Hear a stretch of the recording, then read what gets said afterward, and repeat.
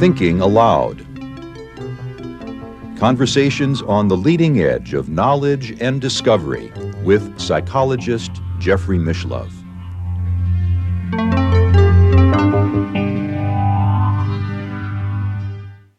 Hello and welcome. I'm Jeffrey Mishlove. Today, once again, I'm interviewing my favorite guest. That's me, of course. And we're going to be discussing the question of whether the afterlife is an illusion. Let's begin. Let me ask you, do you think it's an illusion? No, I actually don't think it's an illusion. I think it's an illusion within an illusion within an illusion. Well, what do you mean by that? I'm referring to the work of Sir Oliver Lodge, who is one of the great scientists of the 19th century and the early 20th century. There's a wonderful movie, for example, in which Oliver Lodge is a key character. It's the story of the Einstein-Eddington universe and how Eddington did experiments that proved Einstein's theory and, in effect, showed that there was a world beyond Newtonian physics. Well, Oliver Lodge helped sponsor those important experiments. And ironically, he's portrayed as a hardcore Newtonian. But actually, Oliver Lodge, if anything, was a hardcore spiritualist at that point in his life. So it's really quite ironic and quite interesting. Lodge wrote a great book, a classic of the spiritualist literature called Raymond, in which he presented evidence, largely through the mediumship of Mrs. Gladys Osborne Leonard, that his son, Raymond, who was killed in the First World War, was still alive and active and communicating in great detail with Lodge through that mediumship. The book caused an enormous stir. It was reprinted many, many times. Lodge was famous worldwide as a champion of spiritualism. And his communications with Raymond lasted, as I checked the literature, at least from 1916, when the book was first published. And, of course, the communications go back a few years, I think, before that. Raymond died prior to 1916 in the First World War, but at least those communications extended through 1929. So for a minimum of some 13 years, Lodge felt that he was engaged in active communications with his son Raymond. Well, this is all very interesting, of course, but what does it have to do with the idea of an illusion? Aha!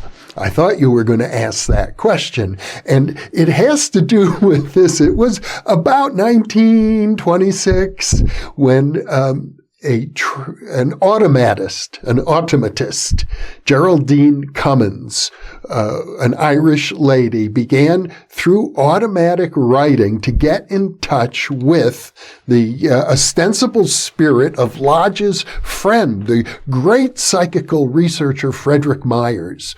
And Myers actually dictated a book through Miss Cummins. It's called The Road to Immortality. And he died in 1901. So Myers had been ostensibly communicating from the afterlife with a variety of different mediums, many mediums, in fact, at that point for a quarter century. And he managed to communicate through Geraldine Cummins, ostensibly, as I say, and dictated an entire book describing the afterlife. And interestingly, Sir Oliver Lodge wrote the introduction to that book, testifying that this was his friend Myers, who he knew in actual life. And the book had the hallmarks of Myers' thinking. And furthermore, he had been in touch with Mrs. Leonard, the same medium who was channeling or through her spirit guide. It gets quite complex because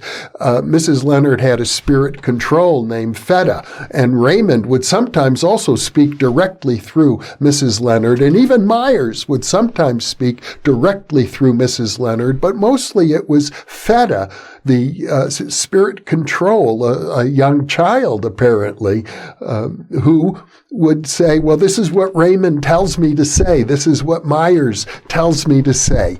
In any case, Lodge was convinced by his inquiries through Mrs. Leonard's mediumship that the book that Myers had supposedly dictated through the automatic writing of Geraldine Cummins was legitimate. And he wrote the introduction to that book saying so. Now, that book, The Road to Immortality, is quite interesting because as Myers is describing the afterlife, he refers to a plane within the afterlife called, by Myers, the realm of illusion.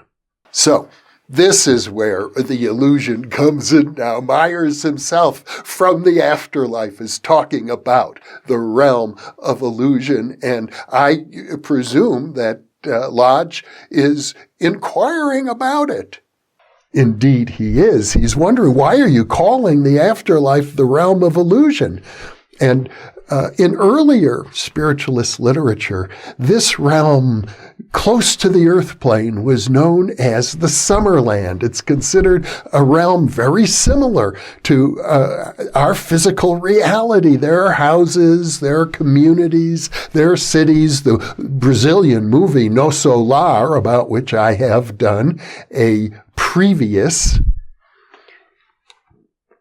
monologue, describes this realm, and it's as if people are living in a realm very similar to our own, although there are some distinctions. For example, although they have houses and clothing and pets and animals and flowers and gardens and music and so on, they don't need to eat. They're in the spirit world. Their bodies are not quite the same as ours, but they have attachments. They're accustomed to their physical life, and so this is a plane created by architects, one might say, from a higher realm that is created for their benefit. But if they want something, they only have to think of it and it appears. Everybody's a magician in this realm, so to speak. And that's why Myers calls it the realm of illusion. He says there are many higher planes, but people who first die often spend a lot of time in the Summerland, the Indians, American Indians may have called it the happy hunting ground,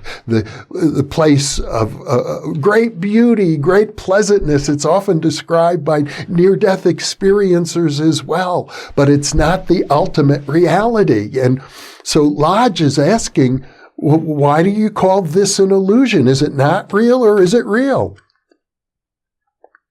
And Raymond, responding through Feta, in the mediumship of Mrs. Leonard, with Myers. It's like Raymond is now speaking occasionally through Mrs. Leonard's mediumship, but he says, Myers is standing right next to me. He doesn't have the power to speak, but he's here, and if I say anything wrong, he's going to let me know. And he says, yes, it's a realm of illusion, just like the physical plane is. You live in a realm of illusion as well, and so is this a realm of illusion.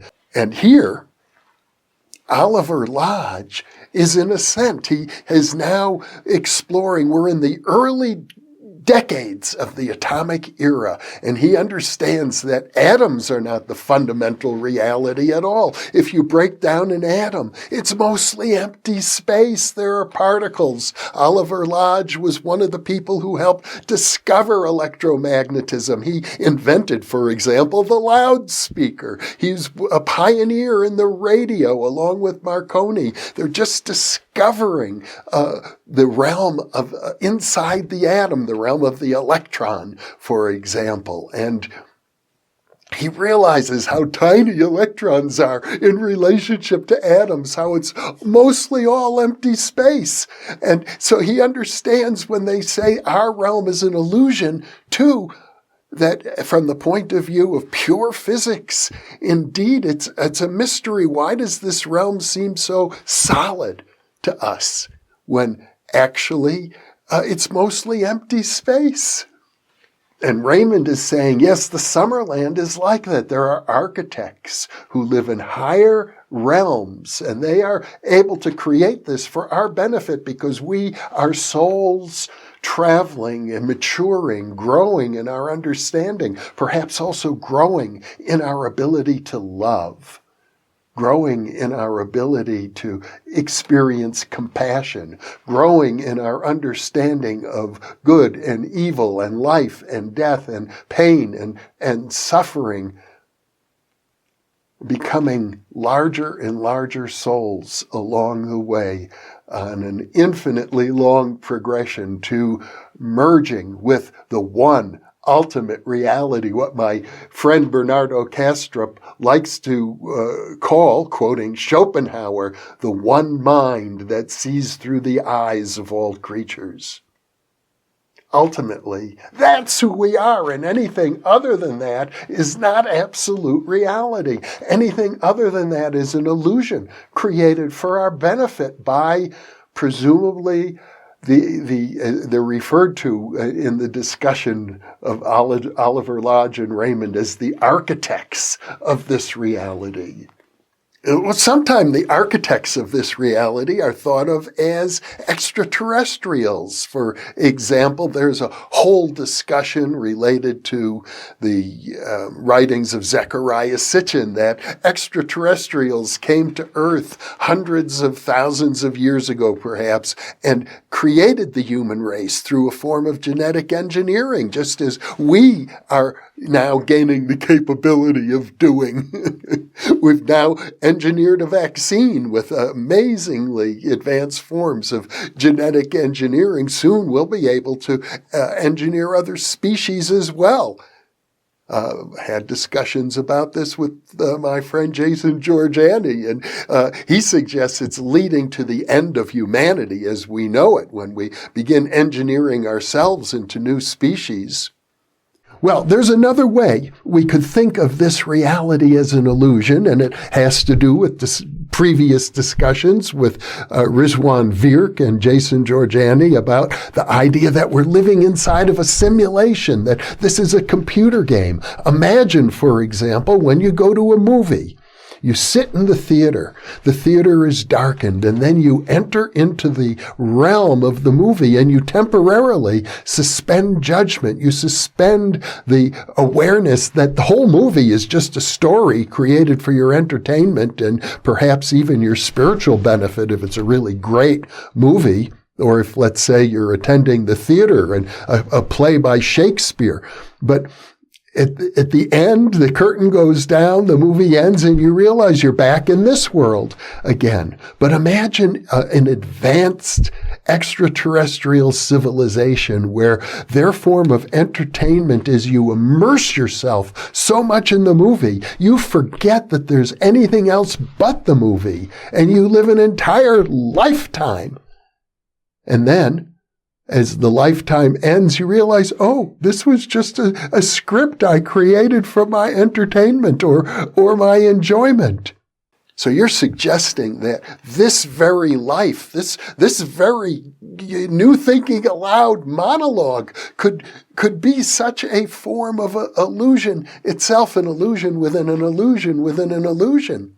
Well, look, for example, you're creating a situation for our New Thinking Aloud viewers where they're watching and listening to two of us.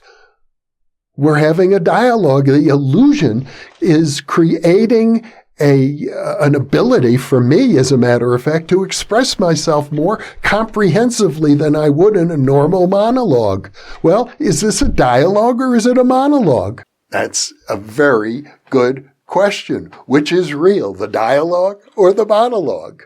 The same question applies when it comes to the afterlife, in a sense, because one could say that from the point of view of our larger self, our self that exists simultaneously in many worlds, not just a day-to-day conscious reality, but our larger soul reality, we're already in the afterlife. It's our dream life, so to speak. We already partake of what Carl Jung called the collective unconscious. We live simultaneously in at least two worlds.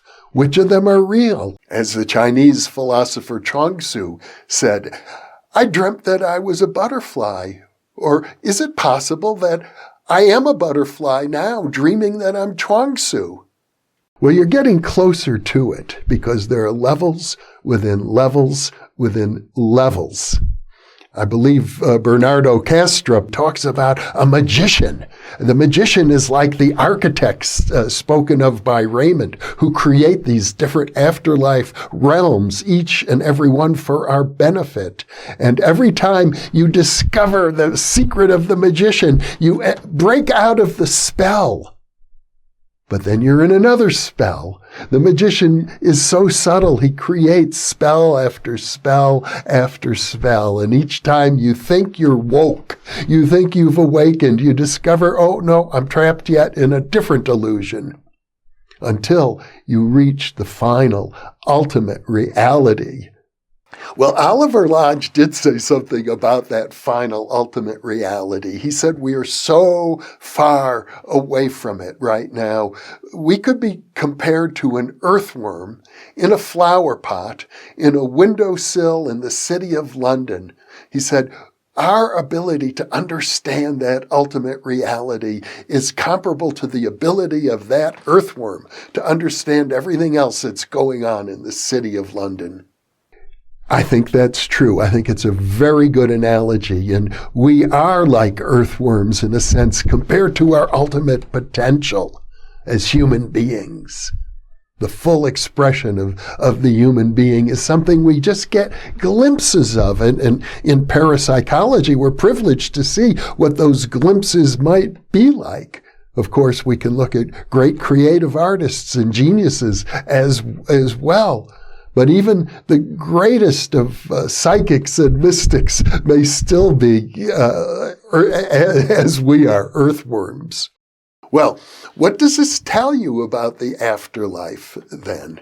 It tells me that the afterlife is very, very real, but very, very far from ultimate reality. I guess that's a good way of putting it, and we'll leave you, our visitors, our audience, with that thought. It's a lot of food for thought. And once again, thank you for being with us.